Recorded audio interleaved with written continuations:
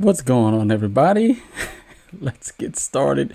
I'm going to go live on Instagram really quickly. And here we go.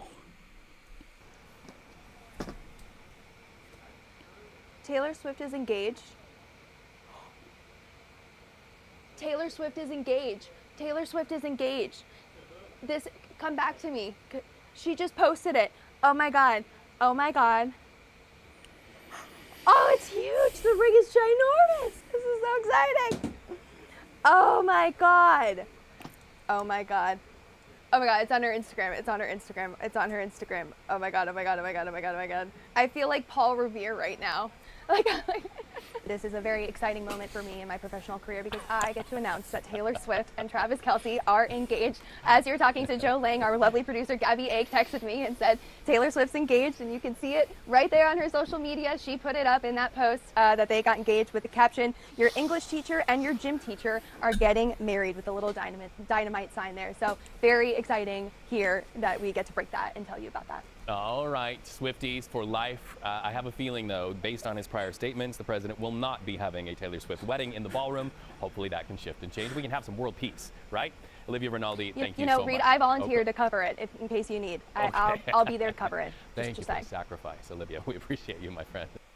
All right. So what's going on, everybody? So Olivia Rinaldi freaks out after finding out that Taylor Swift and Travis Kelce were engaged. I'm going to put the link there if y'all want to go and watch it for yourself. That's what I'm going to start doing now every time I do a reaction. We're just going to put the video there so y'all can check it out. What's going on, brothers? Caleb, brother Moses, what is going on? Thank you. All right. Yes. No, I get it. I understand. I'm here, but also watching the Chiefs versus Chargers, right? And studying for this life and health insurance. You got a lot of stuff going on, brother. You juggling a lot of balls there, right? I appreciate you for tuning in. All right, there you go. So, but she mentions that she feels like Paul Revere, Midnight Ride of Paul Revere, to save the nation, right? Yeah, that she feels like that. That's amazing. That Taylor Swift and Travis Kelce are now engaged. This is a professional news anchor. And, okay. Yeah, it's OMG 10 times finding out they are engaged. Marriage rates are about to skyrocket. Well, maybe we'll see. Because Taylor Swift has been pretty instrumental in, I guess, now they're not really young, but, women eschewing marriage and breakup songs and, every song that she writes is about a breakup. Right, if you're on the way in, like the video. But what does this have to do with black women? That's the question. Why do I have up there black women mad at Travis Kelce? And we're going to talk about this. Now, this is a TikTok Thursday, but obviously I'm doing it a day late. Had some things that went on yesterday that didn't allow me to post, but today I'm going to post. Why is this even news, right? I mean, she obviously wanted to come back to them. She's a news anchor for something else. I don't even know what she's an anchor for, but a reporter. But it was really vitally important that they come back to her so that they could see her excitement about the engagement of Taylor Swift and Travis Kelce. Now, I'm fine. They're famous people. Let them love. Let them be. I don't care about either one of them. I don't watch football much anymore, obviously, because I'm here while there's a NFL game on right now. I don't waste my time on football because I think the product is trash. Now, that notwithstanding, I don't hate this for Taylor Swift and Travis Kelce, because I do think, like Colin Rugg, that this is going to be a good thing for young women who idolize Taylor Swift. If they look at her and think, wow, she got married. Taylor finally got married. Wow, there's hope for me. I can possibly get married, or I should get married, because we live in a culture that idolizes celebrity. So, yeah, this is a good thing. Anytime two, husband and wife, famous, let's go, let's do it, right? But not everybody is happy about this. Let's listen in to this young lady discussing the engagement. Travis Kelce proposing to Taylor Swift is a prime example of how Black women are constantly overlooked when it comes to commitment, longevity, proposals, weddings, and these men choosing us. Prior to Taylor Swift, Kelce dated Kayla, who was a Black woman, for over 6 years. And that wasn't enough time for him to realize he wanted to be with her, to build a legacy, to propose, to commit. But 2 years was enough. Now, somebody might argue me and say, well, maybe Taylor Swift was more his type. Maybe that may be true. But how is a girl not your type if you're with her for 6 years? If you ever been to a college graduation and you see the graduates, have you ever seen the young white women and how they have their rings already? Yes, they get their MRS degree. Yes, they do. See, I don't know one Black woman who was upset. Well, here's one. Right. So now you got one under your belt. OK, so here we go. 23, 24-year-old women already proposed to because there's a plan. They have a plan in life that they know that they have to get married, start family, start legacy, and build up from there. When it comes to Black women, they just want to make us baby mamas and leave us. And they just want to never commit fully and not treat us the same as far as being chosen like other races. And the fact that women are really not in control of proposing, we're waiting for these men to give us what we deserve, but it just never comes. Therefore, we then have to leave. Therefore, that we create a broken family, a broken household, and it continues and continues until Black men start choosing us like other races choose their people, their women. Until Black men start choosing us, the narrative is never going to stop. The broken family dynamic is never going to stop, or Black women have to be chosen by other men. And that's not always a given either. All right. So this is a common mindset. Now, there are people in here who disagree, right? And let me just say, ladies, am I saying that all Black women are? No, we're just speaking in generalities. Are these Black women angry? Why are they angry at Travis Kelce for not staying with Kayla Nicole? Why are they upset with him for choosing to date Taylor Swift after 6 years of Kayla Nicole? So, he got what he wanted from Kayla Nicole. 6 years. I'm pretty sure they weren't chaste in those 6 years. She's saying, well, you were with her for 6 years and you didn't want her as a wife. Why within 2 years with Taylor Swift, you're already willing to marry her? Now, I have some suggestions as to why, or some thoughts as to why. Yeah, but I want to hear from you all. And I think some people have already said something. Yes. So Moses is saying half the Black women in this mindset, single, don't understand their role as wives. And my biggest issue is no mentorship. All right. So ladies, y'all got to go and y'all heard what Moses said, right? He said it. I did. No, I'm joking. Okay. Now, see, I'm already married, been married to my wife for coming up on 16 years. So I'm not going to tell y'all, but Caleb already gave let the cat out of the bag that she is Black, but y'all know. And the funny thing is, and I'm going to talk about this later, but yeah, boy says the entitlement and expectations are crazy. He said oh boy, I'm going to read it. He said these sluts are arrogant AF. Well, he put it, that mindset is breeding into white women. Cheers for that. Oh boy. Yeah. So lucky me. All right. You say, who wants to be chosen by a man that treats you bad or abandons you? Are you saying that Travis Kelce, is it Travis Kelce, or are you saying that Black men in the main will treat you bad and abandon you?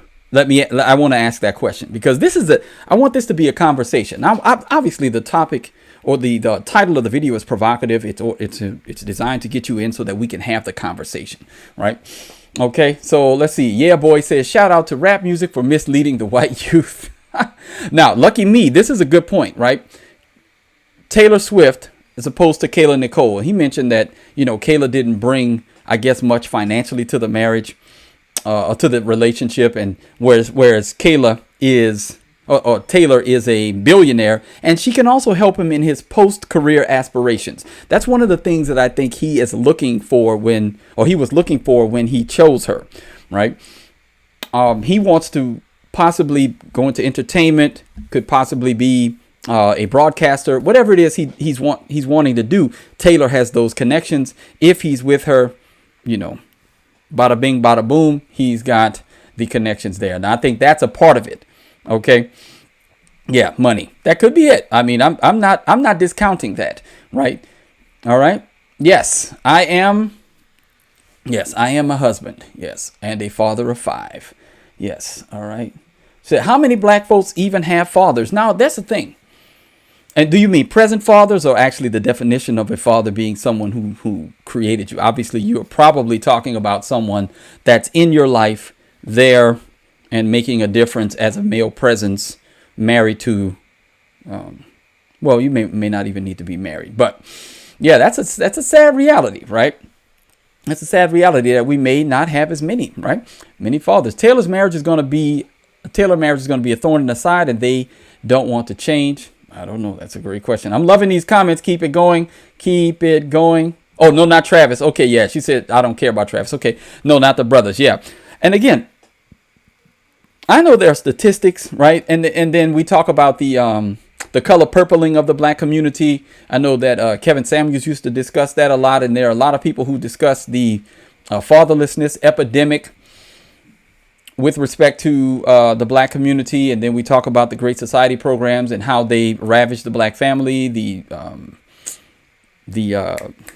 war on drugs and the proliferation of drugs into ghetto communities. All of these things have been a detriment to black families flourishing.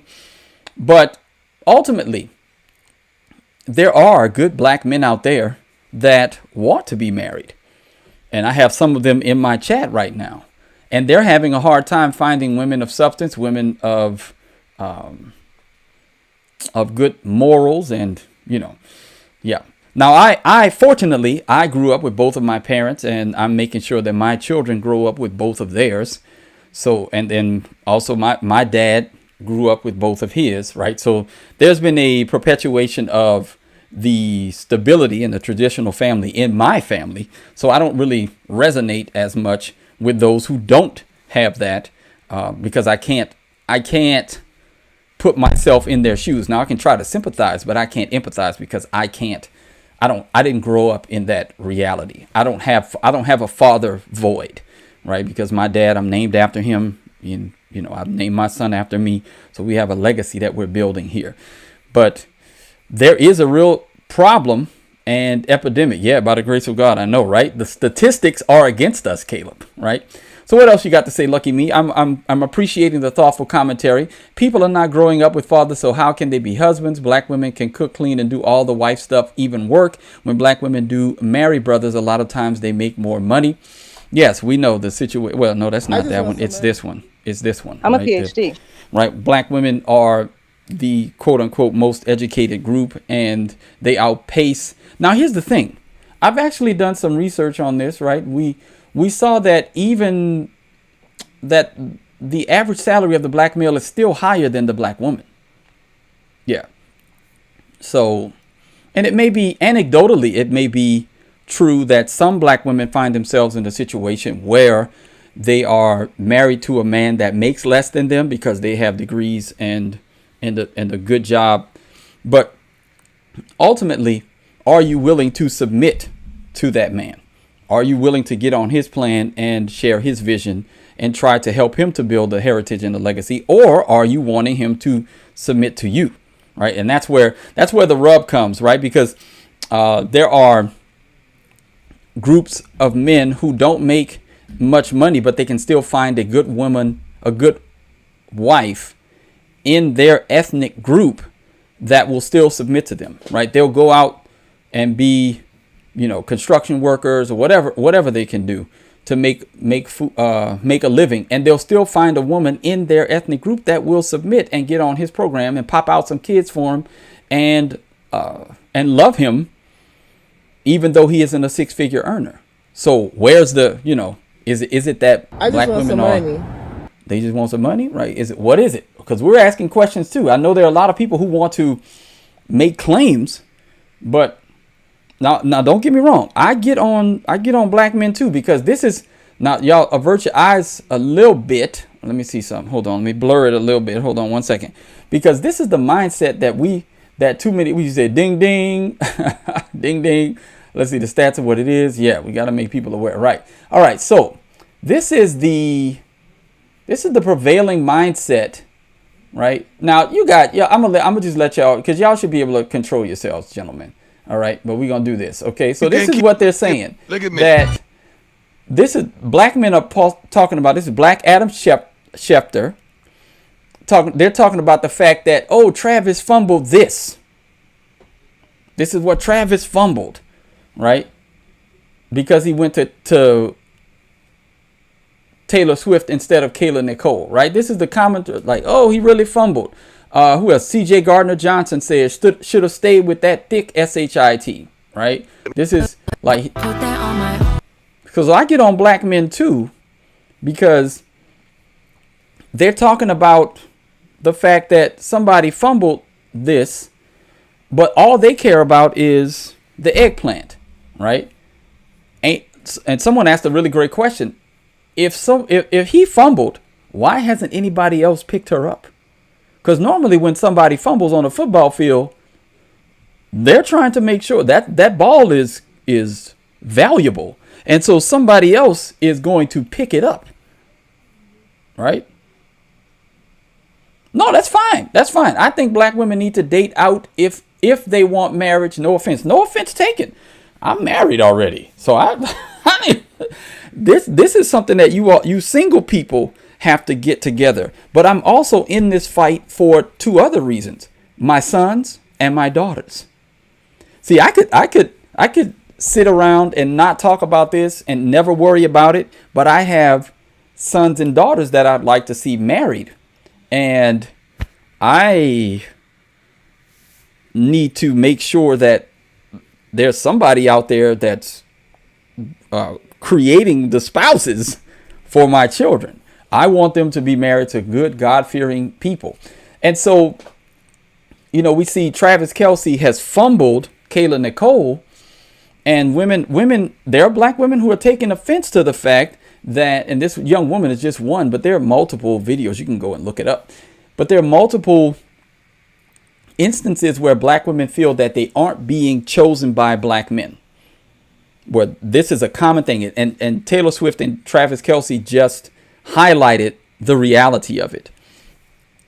Now, we've talked about this a lot. Yeah. We've talked about this a lot on my channel, but not so much in recent times. Yeah. Yeah. What's that? Oh, he said, man, she's an average. You talking about Kayla Nicole? Nothing about her makes her that desirable. Big butt, same mid chest. She's mid. Well, brother, that's your, I'm y'all women. Brother Moses has made himself known. There's really, so let's be honest. She is an attractive young woman, right? I don't know. But the problem is that she's not a wife.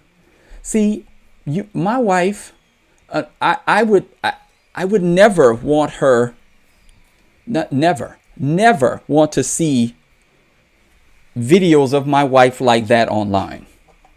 This is a disqualifier. No matter how good she looks. And Travis did exactly what and look, I'm a Christian man. But I'm telling you, I'm going to keep it real with you, ladies. Travis Kelce did exactly what you do with a woman like this.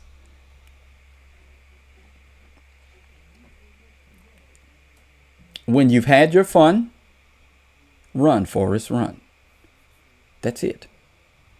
Now, Now, I'm not teaching my sons that. I'm teaching them to save it for marriage and to, right, do that. But when you've had your fun, this is how guys think. I'm telling y'all, when you've had your fun, run, Forrest, run. Don't mess around and try to change a 304 into a housewife. That's not a good idea. Okay? Where are the, I don't know, y'all. Y'all just let me know, right? Let me know. That's awesome. Been married for 29 years. Come on.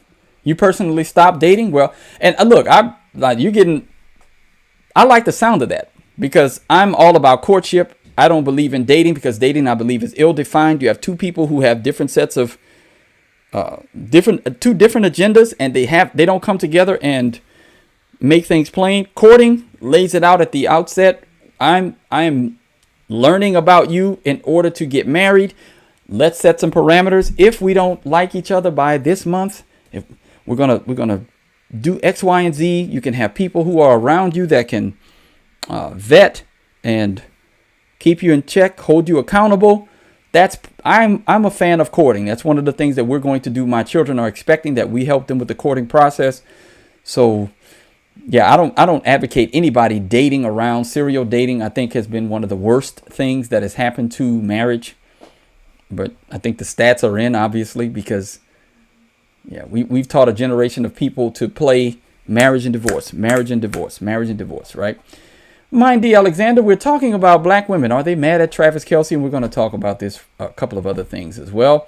Exactly. Travis got exactly what he liked, right? He went back home, right? He went back home. Yes. All right. What's going on, brother Caleb Collins? He's got something to say. There's plenty of black men being faithful to their black wives, but there's many more women and men who aren't marriage material, and that's just how it is. I'd say the average mindset of women today is, where is that? Yeah, I make my intentions known. What is that? Right away, right? Now, even though I'm not actively seeking a wife at the moment until I'm back moving forward. Yes, economically. There you go. Okay. Yeah, Travis was fishing. Yeah. Travis was fishing, and many brothers do that. Right, not me, and trying to try different fishes in the sea. Yeah. Oh, you're right, Cured Ham. Nobody wants to date me. Yeah, I'm a married man. Nobody wants to date me. No, nobody at all. You're absolutely right. Absolutely right. And even if they did, I'm not available. It is what it is. All right. So now we talked about that. I think that's a good segue into the next topic. Well, we're going to talk about that. Travis fumbling. That was the next. Was it this one? Did I post that one? 5, 4, 5. No, this was the clip that we just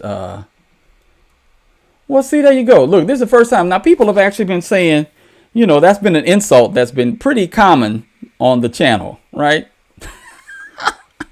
The common insult is that I look like Abe Lincoln, like it's an insult. I'm like, okay, if you say so.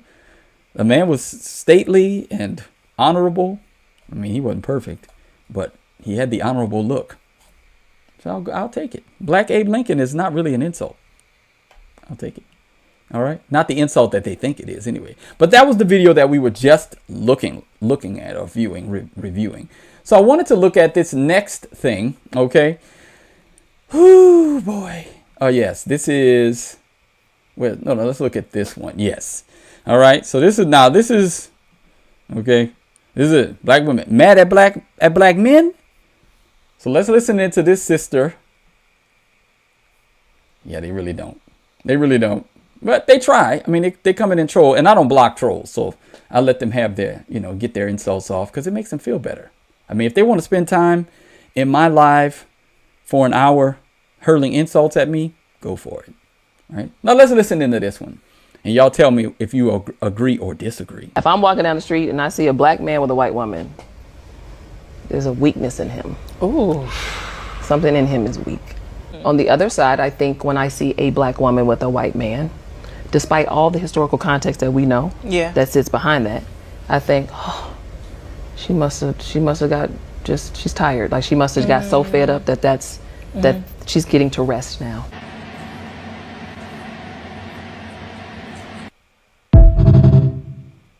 So, good for me, not for thee.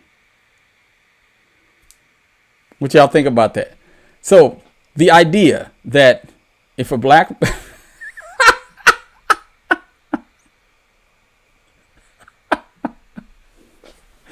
so the idea, if a black woman chooses to date outside, she's free. She got tired of the low down, dirty black man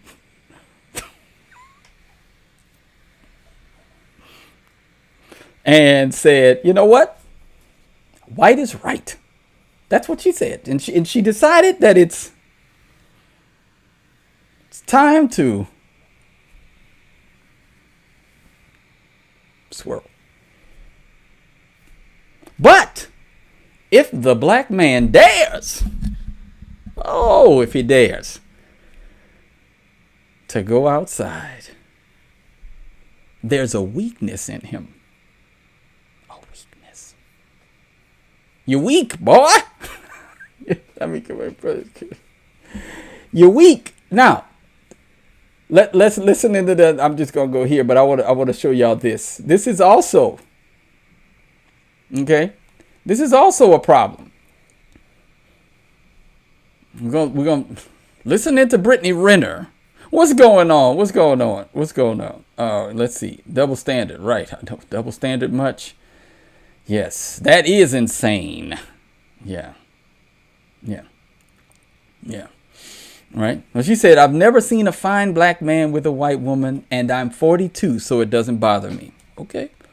Well, hello. Yes. Let's see what's going on. All right. Let's see. I know. Let's see. Well, spice it up then. Come on, spice it up. Spice this comment section up. Make it interesting. The other woman acted like she said something profound. I know. That was deep. Because the sister code is unbreakable. Listening to Brittany Renner talking to Michael Porter Jr. about dating, him not wanting to date women who've been with other NBA players. Listen and see if y'all catch the common theme here. You have made comments saying that you would never wife someone who has a child with someone in the league. So my question to you is, like, what inspired you to feel that way? What comments are you specifically talking about? I think you're talking about when he said that he wouldn't wife somebody that was already that had talked to an athlete. Yeah. I feel like if you dated like publicly like a player, it would be hard just because it would be tough dating someone's old girl and they just always have that like over you. It takes a very understanding person to want to take on that role when you're going into life with a woman who has a child. It's something that I've always thought I would steer away from. Could be like an ego thing or like a Insecurity thing. I don't know. It could be. I'm open to change. I'm not stuck in my ways.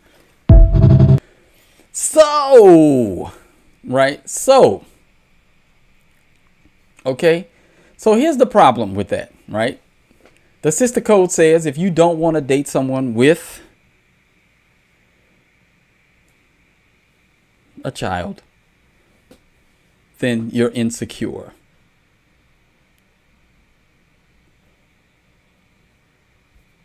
Why? What? Because Brittany, if you don't remember, let's go back.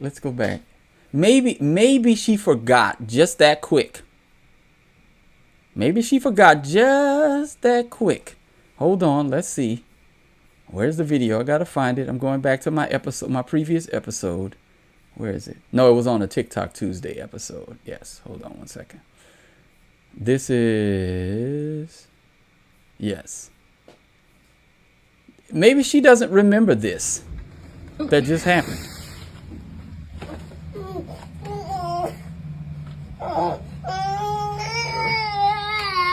Okay, hold on, pause. This is what we're not doing. So every time that he does this, I'm going to record this. Because that's not okay.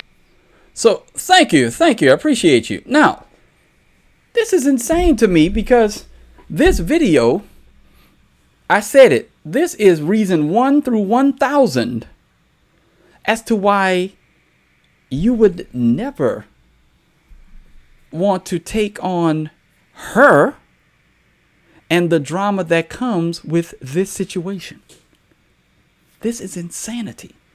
Why would any man of means look at this and say, you know what? that's the peace I'm looking for. Now, don't get me wrong. These NBA players are not a model of virtue that any man should be following. They sling the eggplant on, all over the place. Instagram thoughts, OF people. Yeah. So we get this, right? We get that. Yeah. They literally date OF models, right? Now, when it comes down to marrying someone, that's on them if they decide they don't want to wife up somebody that's been with another NBA player. I guess that's their choice. I'm going to give them, just like anybody else, they can have preferences. No one should be denounced for their preference. If you say, I don't want to marry somebody, Michael Porter Jr. says, I don't want to marry somebody who's dated another NBA player. Why? Because the NBA is a fraternity. And if I know that guy's been with my wife, I'm going to have to see him at games, see him at NBA functions, see him at Hall of Fame ceremonies. If we both go, I'm going to have to see whatever the NBA does. We might run into each other. And I don't want him to be looking at my wife and remembering things that they did together. That's perfectly within his the realm of him choosing. He can choose that way. That's up to him. Now, they pass thoughts around like nobody's business, but they would never, hopefully they wouldn't ever marry one of them, right? Oh, the OF girl, they understand the game. The OF girl is trying to get a bag, right? Shannon Sharp just got recently finessed by Gabriela Zuniga, which is really sad because he's in his 50s and he should have known better. But he's a fool, and fools get what fools get. But you would hope that Michael Porter Jr. wouldn't make the same mistake that a 50-year-old fool like Shannon Sharp made. You would hope that he would see this video and say, you know what? Brittany Renner is nowhere on my list of possible candidates, or women like her are nowhere on my list of possible candidates for marriage. These guys can get pretty much any, pair of whatevers they want. So why would they choose to marry someone like that? I don't know. Yeah. It's so much. It's just like a lot of this. They don't seem to understand the toxicity that comes along with these bad attitudes. Then you have a child, and that child links you and yokes you to that person. And men, for the most part, want to be in their children's lives.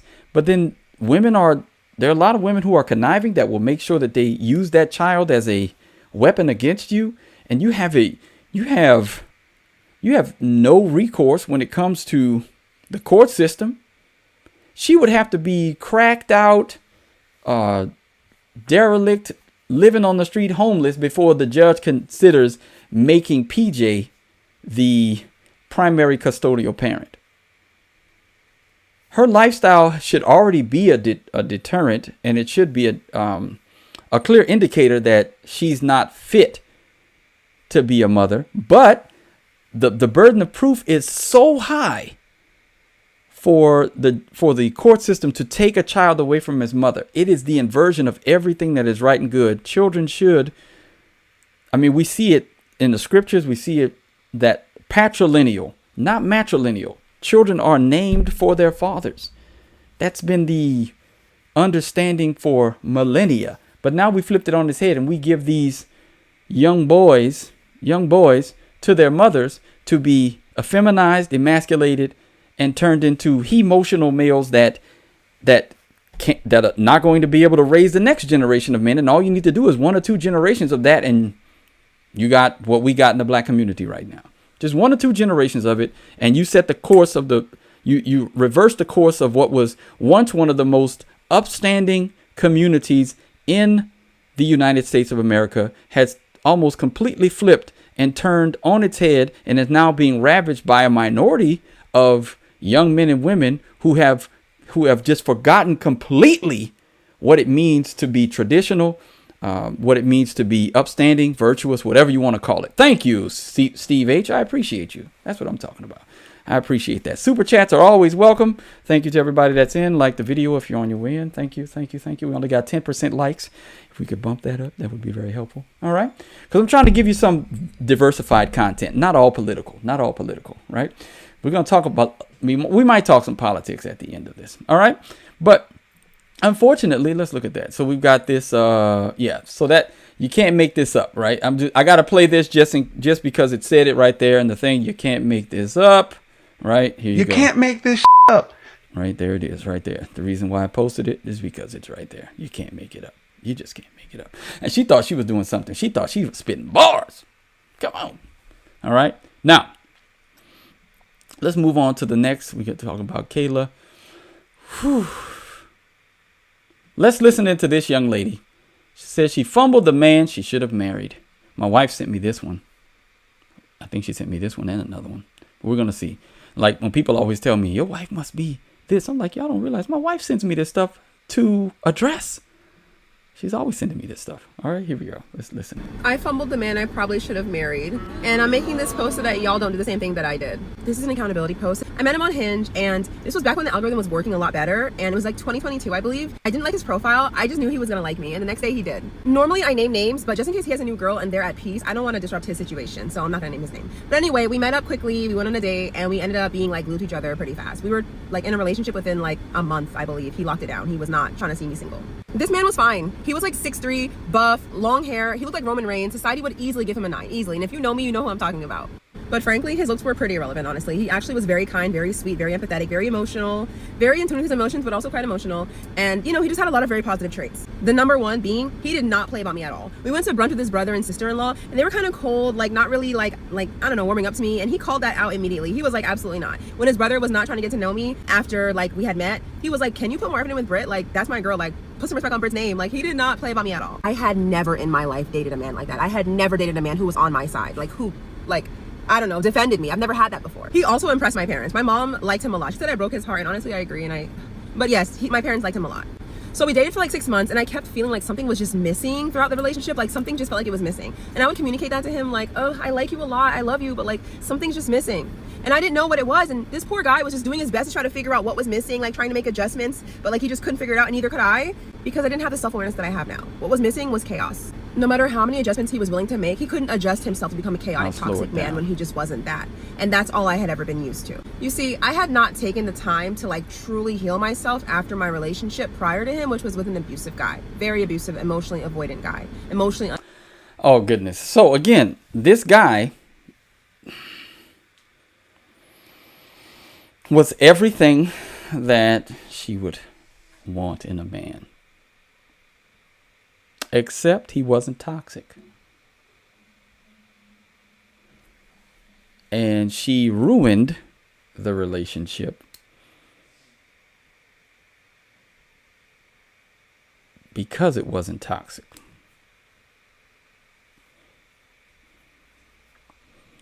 See, you can't win.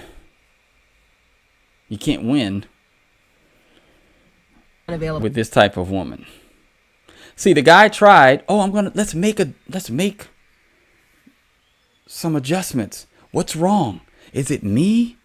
Am I the problem? No, you're not the problem. She's broken. She's broken beyond repair. So have your fun, but run, Forrest, run. Don't stick around. Don't waste your time. Don't waste your money. I have, the way, yes, he should have. Yes, he should have. Right? God seeking it to say, this is why men do drugs and drink in relationships. Constant yapping. My wife sent me something very funny. I'm going to send it to my phone and show y'all. Oh boy, I gotta show it to y'all. Let me send it. This was funny. Here it is. And it's based on what you just said. Okay. So this guy,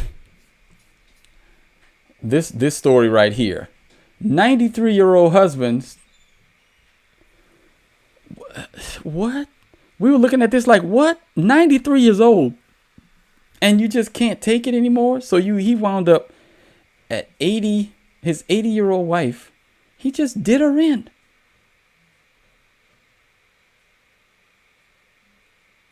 He said, I couldn't take it anymore. Why? I don't know how long they were married, but my goodness, you've taken it. If you're 93, you've taken it for that long, just go to the grave, man. I don't know. But yeah, substance abuse is a real big issue in unhappy marriages. I'm well aware of that. Oh man. Yes, he should have walked away. Yeah. So you do drugs because you decide to do them. Don't blame others for your shortcomings. There you go. Yeah, and see. Yeah. Right. I mean, has she done the work though? She might be broken beyond repair. Who knows? How old is she? Is she willing to do the work? And do you want to sit around and wait for her to do the work? And do you need to? Why not just go and find a woman who isn't broken this way, that has a history of toxicity in her relationships, that looks for it, that's always going to feel that there's a void there.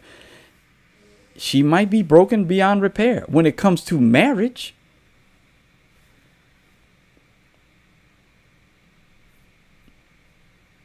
The fact that she's sitting here online posting about it is another red flag. That's a really big red flag. And screenshots and text messages with the guy's face. She ain't repaired yet. So call me when she's repaired.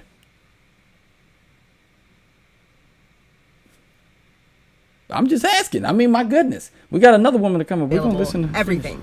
Okay. I had not healed from that. Not enough to be with a person who was safe. And so one day when he pissed me off, I broke up with him like on a whim. Because the majority of my prior relationships were with like antagonistic men, I was not ready to receive someone who was safe and loving and kind and caring. Maybe I didn't think I deserved it. Maybe I couldn't recognize what it was. My nervous system didn't know what to do with safe. My parents were kind of emotionally unavailable.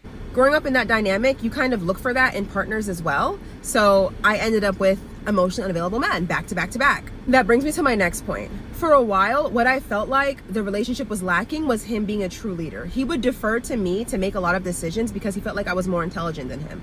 He would want me to like plan stuff. He would want me to just like make a lot of choices that I felt like the man should make. And I just didn't want to do that. I wanted like a leader in the way that I saw leader, how I viewed it. But like, knowing that he has weaknesses and that I have strengths, and then deferring to me where he's weak and letting him take the reins where he's strong is leadership. Like, okay. No.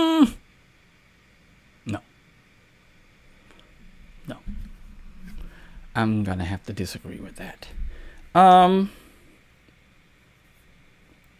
Ultimately, the responsibility for the family and for the marriage, responsibility of our safety, financial stability, decision making rests upon my shoulders. If my family fails, everyone's going to look at me, and rightfully so. Rightfully so. They should.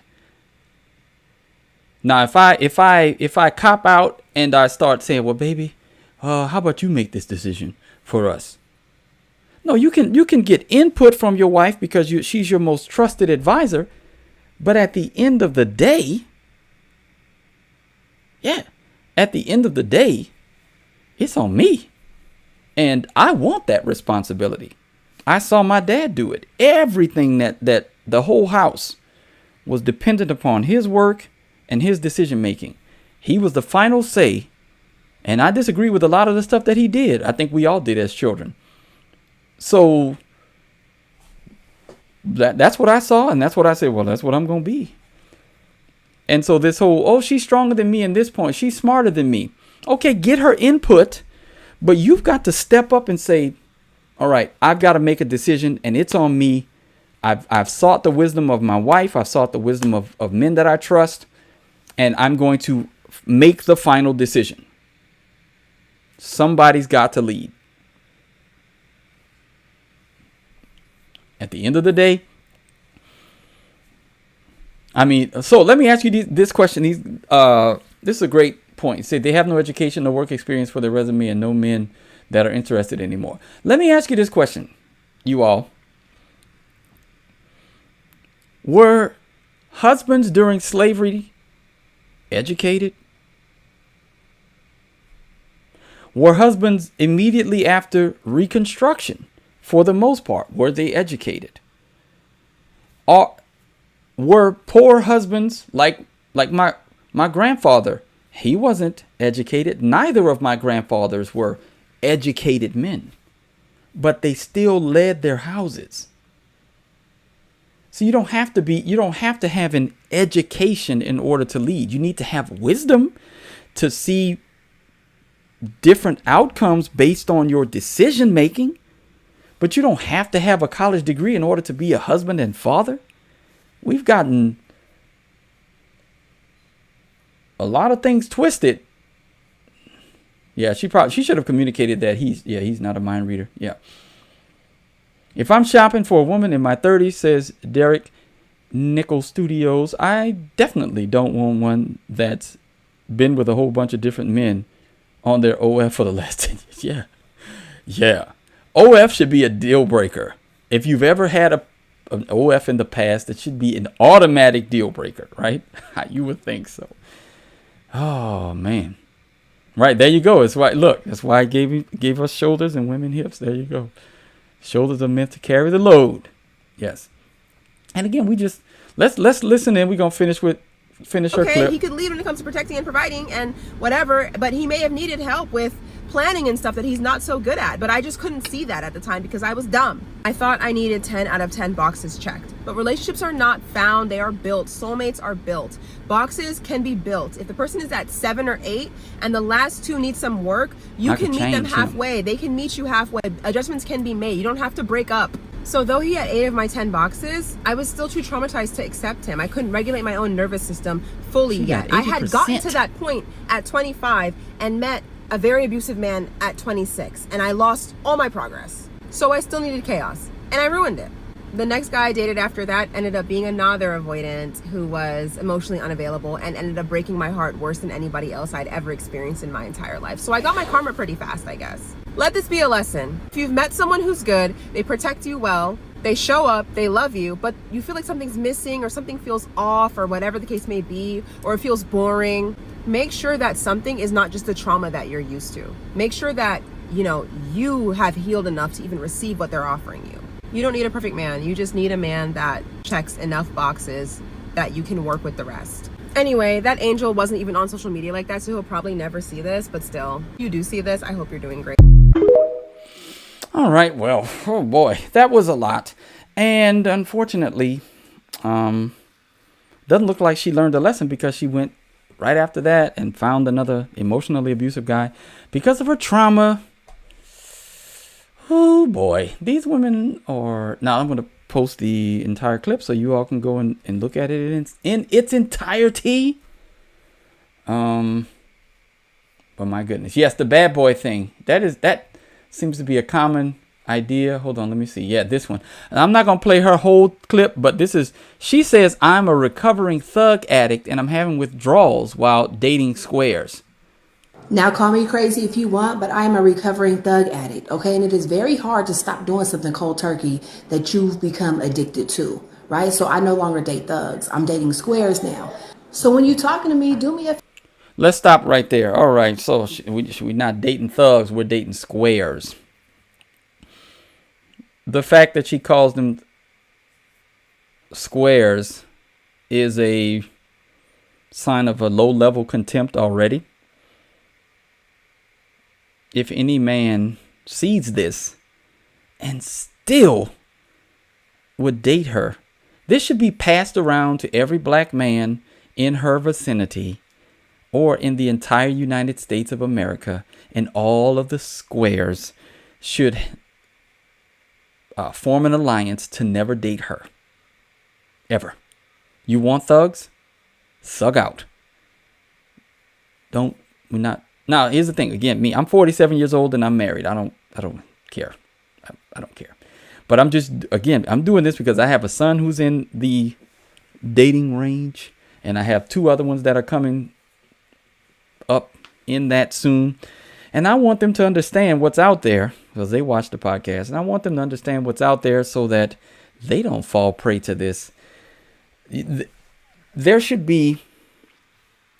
I used to do this with my oldest son when we would go somewhere in the shopping mall, and we would just do Proverbs 31 or Proverbs 37 based on just looks and appearance. Like, would you waste time approaching this woman based on her appearance alone?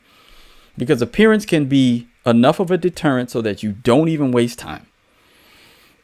And we would highlight, okay, it's like, hey, would you? No.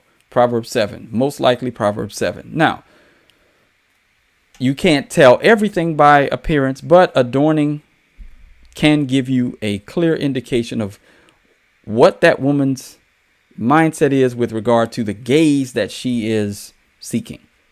Okay, is she seeking the gaze of the Lord or the gaze of men? Does she want men to lust after her? And if you can spot that immediately, just don't waste your time. Okay, now this one says she's thug. All right, she wants a thug. She's a thug addict. All right, let's keep listening in. So squares, we're already at a low level of contempt. Here we go. Do me a favor and put a little bass in your voice. Like, be mean. Not mean for real, but mean just to please me in the moment. You get what I'm saying? Like, I need you to sound really assertive, like you mean it. Like role play a little bit. Now, don't go upside my head, but say things like, let's say you tell me to do something and I don't do it as fast. Be like, what I say? Tell me to tell me to go sit down somewhere. Like, when you say something to me, pretend like, you feel me? Because I be having withdrawals and I be like, he's too nice. And another thing, like, I know. So she wants you to talk to her like you would talk to a child or possibly a pet. Okay. Because scripturally speaking, we're supposed to dwell with our wives in an understanding way and not to speak harshly to them. So even as a Christian man, you can't even pretend a role play like that. But again, the black church has, I'm telling y'all, and I would bet that most of the women that I've shown you today would call themselves Christians. They're in somebody's church. They're in somebody's church. Right. Said this is the same girl that cries to all of her girlfriends every day about how her man mistreats her, but then she begs for it. Right. Yeah. Yeah, black men can be productive and be handsome, charismatic, and funny. I've seen a change of guys in general, very awkward because of the internet. Yeah. Yeah, there's a viewing on. You said run. Run, exactly. Oh, yes. Yes. Steve H says it. Yes, they hate productive black men, love pookies and worship Brads. Right. Yes. See, there you go. Gender roles, traditional gender roles, Christianity, families, household structure. That's right. This new age, yeah, this marriage stuff is way right. Yeah, Lucky Me says no thugs. That's scary. I'm glad you're saying that because it's really, yeah. And you're right, Melissa. She doesn't know what she wants. But let's keep listening. She got the thug withdrawals. Here we go. I know that you like to dress nice and wear these dry fit shirts. Can you put on a black hoodie? Can you sag your pants a little bit? I know you like to smell good, but can you spray the smell of a black and mild every now and then? I just need a whiff. At least put on. So you want me now? This is what they'll say also out of the same breath that black men get profiled by police because of the same look: the hoodie, the sagging pants, the smoke smell, the black and mild smell. They want us to go out there into the world like that, but then they'll lambaste the police for saying that thugs look that way. But she just said that that's the thug look. Yeah, she has to be trolling. Exactly. She has to be trolling. She just admitted that the thug look is the hoodies, is the sagging pants, is the smell of black and mild smoke or weed, most likely. Aggressive, lacking emotional control. She's telling us that this is the thug archetype, but God forbid the police use that to harass or profile black men. Then they'll say, y'all racist, right? That's racist. That's racist. But you just admitted it, ma'am. You just admit. Sometimes they don't understand what they're saying. Maybe not. I don't understand, but let's keep listening. Here we Put on go. some gray sweats and a white tee. Some Air Maxes.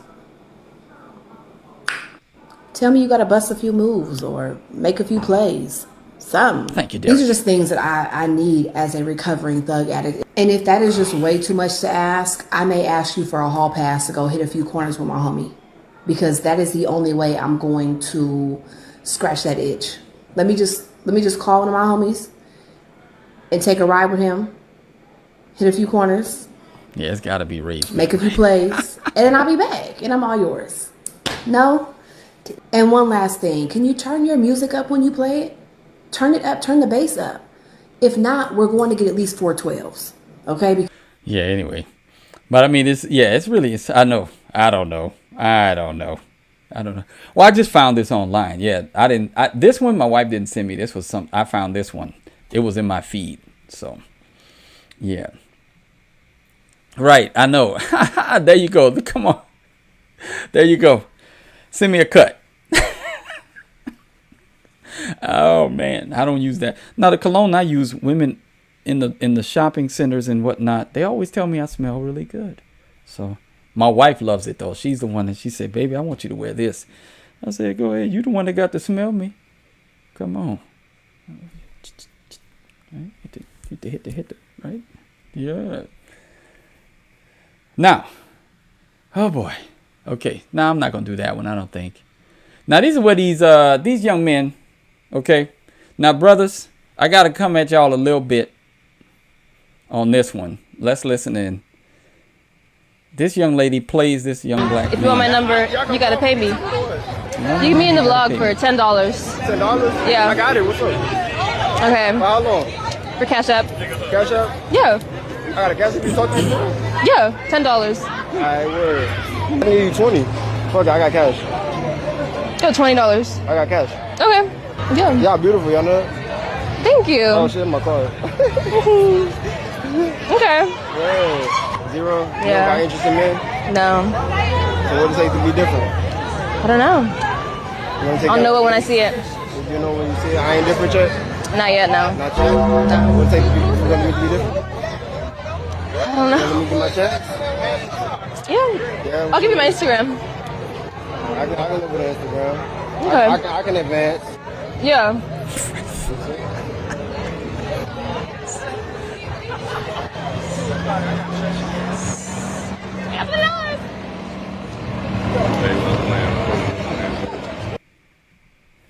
So she got $20, and I just want some money. She just wants some money, and she got some money.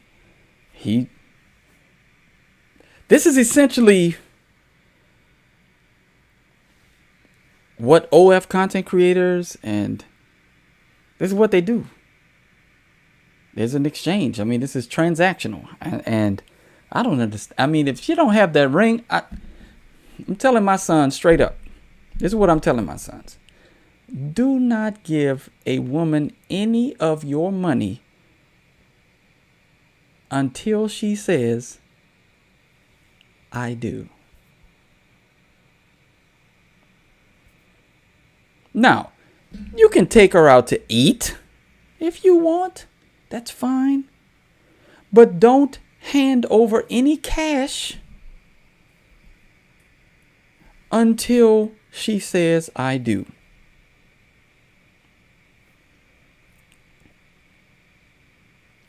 It's not worth it. This is, yes, like I said, this is some simp behavior. Now, I don't know what to say. I mean, yeah, these girls are adapting to their environment, right? These guys are willing to pay for it. And so,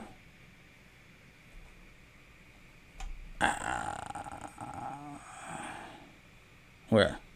Yeah, I don't know. I know. That's how the corn industry continues to profit. That's how OF continues to skyrocket, because there are a lot of men out here with disposable income and not enough self-control to say, hey, you know what? We're not doing this. I'm not giving you money. I'm not going to pay for your Instagram. I mean, she's already out here. And look, here's another thing that I always find very interesting. She's got a cross necklace on. You see that? You see that right there? That's a cross necklace. You know, with the plunging neckline. Obviously, what that means, she's essentially wearing a bra outside. But, I mean, what is going on? I said this with the Sophie Cunningham video. They wear the cross necklace because they believe that Jesus approves of their lifestyle. But the Bible is clear that you should not let your adorning be external.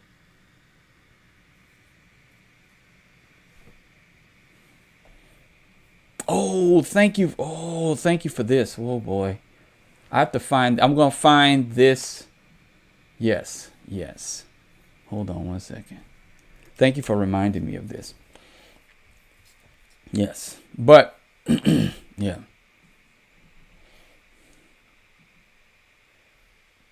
And so we don't. Hold on one second.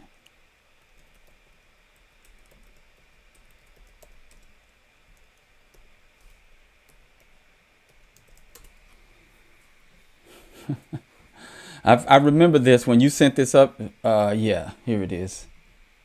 Oh, this is sad news, but we're going to post it anyway. We're going to show it anyway. Here we go. Check this out.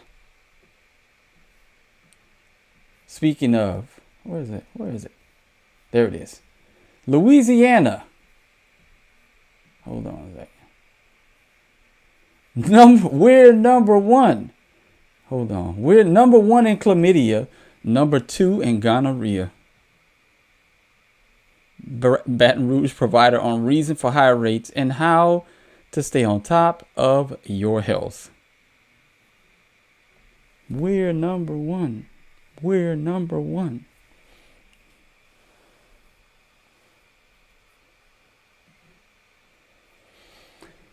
Oh boy. Let's see. Where's this one? I'm going to talk about. All right. So let me show you this video. I'm going to put the full. Right. There you go. The full clip in. I'm looking at this one. I'm going to see how much time we got on this episode. I'll give you all. Yeah. Let's see. Yeah, we talked about that young lady. Let's move on. We got three more clips. Now,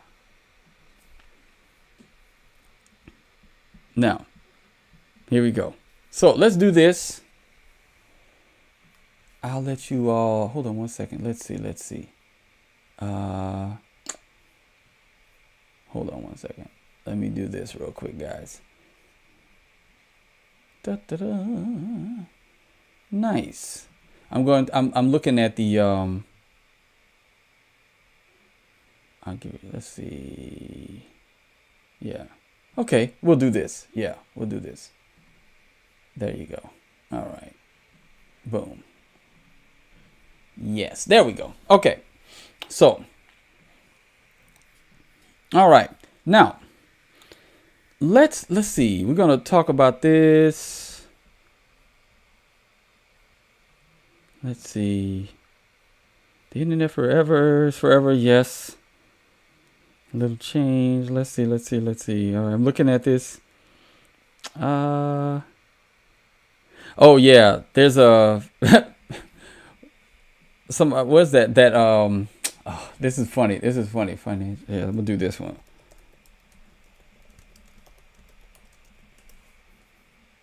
This meme here, which is, where is it? Yeah, where is it? That meme that everybody posts about, where the woman says financial dating is where it's at, and he's like, y'all coming up with a whole lot of different names for prostitution. Right? Okay, let's see. We're gonna move on to the next topic. We got a couple more and then we'll finish up for the night. We may do Jasmine Crockett tomorrow because of political, we'll do the political stuff on the politics episode. All right, so let's look at this one. I'm going to make this one its own video because it's a 6-minute clip. Okay, now this one has been running around for a while, for a minute. Let's do this one first. We'll do this one. Let's listen into this young lady. 30 seconds. We'll talk about this. What was it like being raised by white people? What was it like growing up in a white family? The question that everybody asks, everybody wants to know. My story. The only word that comes to my mind is traumatizing. I don't have a positive story of the white family that adopted a black child, grew up into this healthy dynamic, everything went well. What was it like being raised by white people? Now, there could be many reasons why. And Melissa, I tell my wife and I talk about that all the time. If one of us passes, we're done. Yeah, we're done. My life insurance policy is going to take care of them for the rest of the time that they're, and, savings and investments and whatever else we've done. Yeah, we're not doing that. And if she dies, I'm like, I ain't even trying. I'm going to raise my sons and daughters and be a hermit. That's it. That's it for me. I am not even trying to go out here and Nope. Nope. All right. So there's many reasons why she could be saying that. Now I look for the full clip, but I couldn't find it because they don't leave any information in the clip. Like normally you could see the TikTok. Right. And I may do a little bit more searching to find out whether or not this is actually.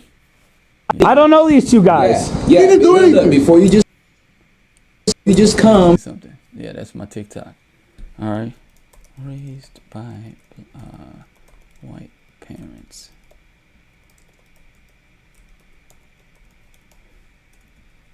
I might.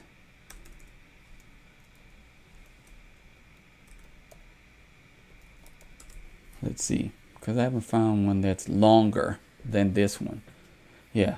I may look for it later, but yeah, there was no real way. Anyway, but there could be a lot of different reasons why she says this, right? It could be that they didn't give her enough of the black experience, which would be somewhat dismissive and disrespectful and ungrateful, because you can't expect those people to do that. They did the best they could. Right. And I'm just assuming some things. Now, if they did what they could, the best that they could, they raised you. You're a healthy adult. You don't seem to be on any, you seem to be healthy, and they got you to adulthood. Some gratitude for that would be nice, instead of saying that they traumatize you. And we use that term very, very loosely. Everything's trauma. Everything is trauma. Right. But then that just trivializes actual trauma. Like war. War is trauma. It's traumatic. Not having perfect parents is not traumatic. Physical abuse, traumatic. Not being able to have the black experience, not so traumatic. These are just things that We've got to start defining terms well, because everything is not trauma. We're not, like, my dad wasn't perfect. Neither was my mother. But I am grateful for the way that they raised me, because I'm a functioning adult. They got me through childhood safely. They loved me. They fed me every night. Every day, actually, morning, noon, and night. They made sure that I was educated. They made sure that I was clothed. They were not perfect, no, but they disciplined me and helped me to become the man that I am today. And for that, I am grateful. So I'm not going to get online spewing nonsense about every little traumatic thing that happened to me while I was growing up with them. Because I wasn't traumatized as a child. I'm grateful for what they did. And so I don't get onto the internet defaming them and embarrassing them constantly. But these people have no shame. This is a shameful thing that she's doing. Absolutely shameful. But she's willing to put this. This is the insanity of our modern day cultures, that they're willing to put this online for public consumption. There are people who know her parents. This could get back to them. And now they're going to feel like Boo Boo the Fool for adopting her, taking care of her, and getting her to adulthood. Now you look like an absolute fool for taking in this little black child that not too many other people want. Based on statistics, ain't that many people trying to adopt back black babies. She's like, well, you know what? I was traumatized. Now, unless they were physically abusive, right, and mentally abusive and the like, but this is, whoa, we got to stop believing whatever people say. Right, I know, right. Oh, you didn't get your way once and that traumatized you. Right, sounds rough, right? You know how many times I didn't get my way as a child? I can't even remember a time when my parents bended to my will. I can never remember that. I can never remember one instance where my parents bent to my will, where I got my way and I shifted their thoughts. The only time I got my way was when it aligned with their way. And then I'm just like, well, okay, yeah, they wanted it anyway. So, I mean, yeah, right. It's insane.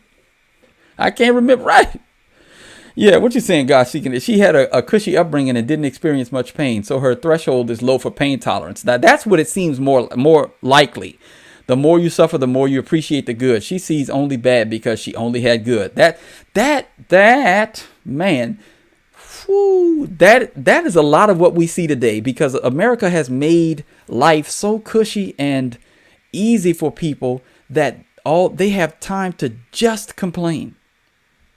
They make it their enterprise to just complain, because any little offense is seen as, oh goodness, this is trauma.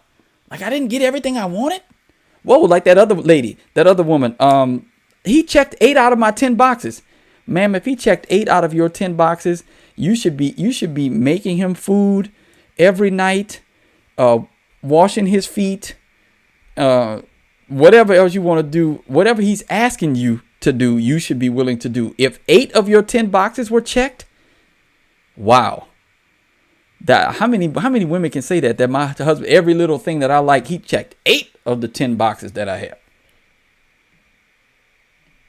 Right, make him a sandwich, something. My goodness.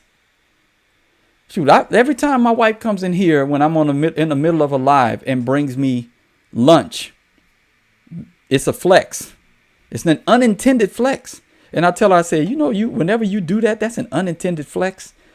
Because people in here calling me incel, calling me saying nobody would ever date me, that I'm this and I'm that and all these other things. And then you just open my door and hand me lunch. And I say, thank you, baby. And you just walk right out.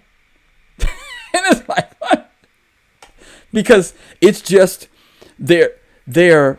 all of their trolling and nonsense just goes out of the window. They're like, oh, he actually has a wife. Whoa. And she brought in some pasta yesterday, and she made a chili today, and homemade chili. And I'm just like, okay, y'all can say whatever y'all want. I got me a good one. I'm good. But it is, right? It is a flex. I love it. Exactly, Hibbs, right there. I see how kids have it in third world countries, and I have nothing to complain about, right? I went through some stuff, but I ain't ever had to walk 13 miles to get clean water. Like, I walk 8 miles every day just because, right? 6 to 8 miles every day just because. I don't have to. I just do it because I don't want to, I'm 47. I don't want to blow up and not be healthy. So I walk a lot. Keep these limp, because even right now I'm sitting down here for this hour and I'm like, oh, I'm getting antsy, right? My legs are starting to hurt because I don't like sitting that much. Exactly. I do know what I have. That's right. I got a woman way over town. It's good to me. Well, she's actually right in my house. All right. So let's listen to this one. Now we got a couple of other little, we'll save this one for later. Yeah, that's the lady we're going to save for later. Let's see. We got 2 other ones and then we'll be done for the night. Now this one was really aggressive. Y'all, let's see. Hold on. Oh my God. Hold on. Let me bring this Oh up. my God. I'm fucking harmed. Oh my God. The KKK? Oh my God. Am I going to get killed? Oh my God. Who are you going to call? The KKK? Oh my God. Oh my God. Am I going to get hung? Oh my God. Bitch. Oh my God. Get me out of here. Call him, bitch. That's why you, bitch, I can record you at the thrift store every day. I go to fucking East Point Mall, bitch. You at the thrift store. Language warning, obviously. Bitch, your nails ain't even done. Bitch, The nails one aren't more even fucking done. thing, I'ma pop you. Okay. Say it. One more. Don't put your hands One more on her. fucking thing, bitch. Get out my face. Bitch. Get out Fuck my you face. saying? What are you Bitch, you ain't talking shit. My ass is to fuck you up. I never said Bitch, I'll smack the shit out you, make your ass up and steal it, bitch. Bitch, Next take that tattoo. Bitch, all that ugly ass shit. I paid for this shit, bitch. $5. That shit, $1. Fuck is you saying? Get the fuck out of here. Psycho, let her out. Let her go. Don't, yeah, just be prepared that she swing on you. If I'm gonna get you though. Bitch, we ain't calling shit. Fight. We can't even fight. Shut up. It's crazy. She's actually insane. Wow. So yeah, that happened. Now I don't really even know what to say. I mean, there's probably some really there's some interesting things that we can highlight here. One, she's trying to clown the young white lady for shopping at the thrift store. She said, I shop at East Point Mall. Wait, but she's in the thrift store with you. You're both in the thrift store. And what's wrong with shopping at the thrift store, guys? What's wrong with the thrift store? Some good deals at the thrift store. Also, the neck tattoo, that was something. Don't mess with somebody that's got a neck tattoo. I'm just saying, like, leave them alone. Look the other way. I'm trying to give y'all, this is just some helpful tips on interacting with people. If someone has a neck tattoo,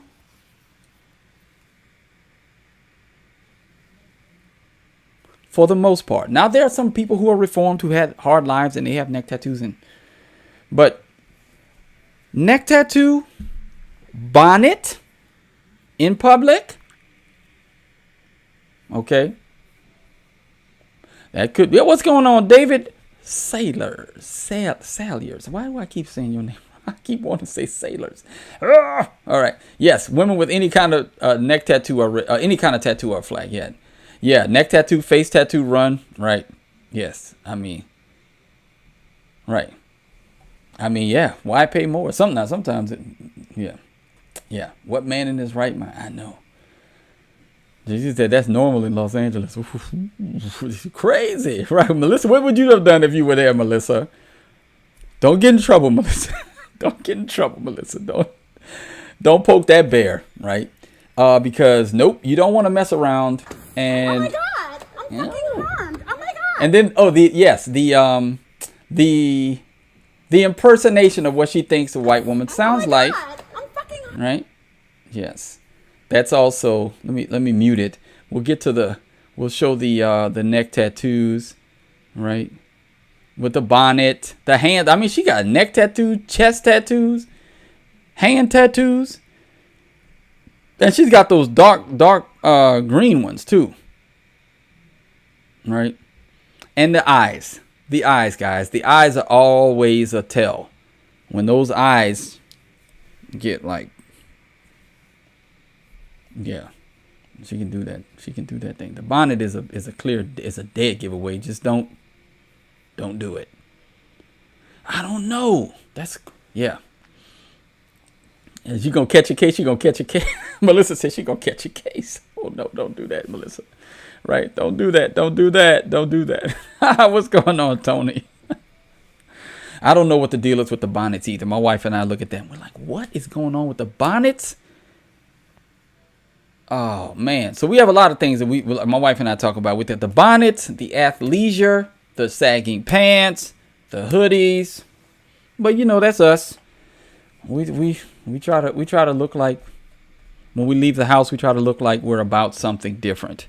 So, but, oh man, yeah. Shout out from Nairobi, Kenya. What's up? What's going on? All the way over there. All right, there you go. Nice. So this is gonna be our last video, because this one happened last year. No, it was earlier this year. Cultural appropriation. Now y'all got to chill out with the braids and dreads, okay? Y'all can't culturally appropriate dreads. Stop it. Here we go. That shit is ugly as fuck. We wear that shit. It's great. Bonnet, out now. nose ring, Take chest that tattoo. shit out now. Okay, what's your problem? Take that shit out now. We're dressed in this room. But take that shit out now. Take that shit out. That shit ugly as fuck. That shit is ugly though. Like, look at your fucking hair. It doesn't look bad. That's ugly. Please stop following us. That shit is ugly. So this is the question. Question, guys. She's telling her to take it out now. So did she really expect her to sit down on the ground with her camera person and just undo each of the dreads in front of her? I'm just asking, like, what is the thought pattern behind take it out now? I don't know. Yeah, I've read something like that. Yes, and she's obviously, yeah, or spiritually. I know. Yeah, I just don't understand. Yeah, that is true. Stop walking away. Stand up for yourself. That is a part of the movement. I've been telling black people, I'm like, look, y'all keep poking the bear. There are more white people here than black people. And the vast number of gun owners are white people. I mean, y'all trying to start a race war. They got us outgunned. I don't know. I'm just saying it's a fact. They've got us outgunned. So it's something to think about. You know, I'm not trying to be a part of a race war. I don't want to fight based on race. But it seems like a lot of people do. They want to draw racial lines. And I want to be with people who are ideologically connected to me. Those are people who call upon the name of the Lord Jesus Christ and submit to him as Lord. Ultimately, that's the subset of people that I'm going to be most comfortable around. Now, I'm not saying that's the only people I want to be around. Now, there are some groups of people that I'm like, maybe we should have them exit stage south or south, or is that east or west or north, out of the country. Right? There are certain groups that I'm all for that happening. You know, illegal immigrants. There's some other groups I'm going to talk about tomorrow. Yes, I'm going to talk about that tomorrow. But no, I get it. There are a lot of people that are tired of the nonsense, and it really is a lot. I mean, this idea, this entitled idea that, you know, that America owes black people something, and besides an opportunity, 40 acres and a mule, reparations and the like. I mean, again, if you can get your reparations, go for it. I don't think it's going to happen. I'm not advocating for it. I don't push for it. It doesn't bother me. I'm trying to compete and win. My podcast, I'm trying to compete and win. I put the subscriber count under here. I might drop it right there, so it's right there. It might change. There it is. So you can see it in real time that I'm trying to compete and win. I want to win at this YouTube game. I want to win at software development. I want to win at music. I want to win at music instruction. I have a website that I'm building. I want to have it done by the end of the year, that I'm going to begin to promote to another money-making venture. So I've got a lot of things in the fire. I'm trying to compete to win. I work 12 hours a day in order to compete to win. Now, does that mean I'm going to surpass everyone in every sphere? No, but I'm trying to win at life. I don't want to be a loser. I don't want to make excuses for why I don't win. I don't want to use my skin color as a crutch, or the fact of the place where I was born. I was born in one of the greatest countries to ever exist, that gives opportunities to people of all shapes, sizes, colors, stripes, to come here, work hard, and make a better life for your family. So I'm all about that. Now, yeah, I'm trying to be really good. I'm competing with the Chiefs versus Chargers right now. The NFL is on. People actually could be watching the NFL right now, a multi-billion-dollar business. But some people are choosing to watch me. I'm trying to compete and give you something to watch. You know, that's the thing. That's how we roll. That's how people who want to win roll. I'm not scared of competition. I think it's healthy. Healthy competition is good. I don't want the deck stacked against me, which is one of the reasons why I'm hoping that we can change. Yeah. Hey, I mean, you know, there might be countries that have been greater. I wanted to give the other countries a shot. You know, give them a shot. Give them a shot. I didn't want to completely dismiss them and discount them, right? Because we got some work to do, right? There's some things. That's one of the reasons why we're trying to groundswell and bring, you know, get back to some semblance of traditional American values and the like, right? But yeah, I really do. Let me do this. I think this might be better if I do this and bring this down here. There you go. So it'll always be right over the video. There you go. Boom. So that's the number of subscribers that I have, right? I've doubled it since June. And I have a goal. I had the goal of 10,000 by the end of the year. I was at 6,700 and I had the goal of 10,000 by the end of the year. Well, I got that within 3 weeks. And so I'm trying to hit 20,000 by the end of the year. Now just double the goal, right? Anyway, but yeah, that was a little something. I just wanted to change it up a little bit. I've been doing a lot of politics, and I know that there's some other things that my subscribers have been asking me to do. And some of the brothers that send me messages, they ask me to cover some things that aren't politics related. So I wanted to do that so we could get some of these things out. And then my wife also sent me. All right, so I'm going to have to put it right. Let's see. I'm going to leave it up here. I'll leave it up here. Yeah. And my wife sent me some stuff that she wanted me to take a look at. So I did that. Okay. Yes. Now, thank you to everybody that tuned in. We went an hour and a half tonight. All right. Thank you to everybody that chatted, that liked, that commented, subscribed. If you want to support the channel, you can join. All right. The link's down there. All right. You can also Cash App. You can also Venmo. You can also Streamlabs tip. you can also buy me a coffee, right? I made it so that people were asking me, they were like, are you on this platform? Are you on this platform? I'm like, well, I guess I need to get on that one. Dono Chat and all these other places. I'm like, guys, if you want to send me money, that's fine. If not, fine. I don't care. I enjoy doing this, right? Thank you to everybody that tuned in. Thank you. Appreciate you too, God Seeking Atheists. You have been a very consistent contributor, right? Coming in and and helping the engagement. You're always on here, so I appreciate that.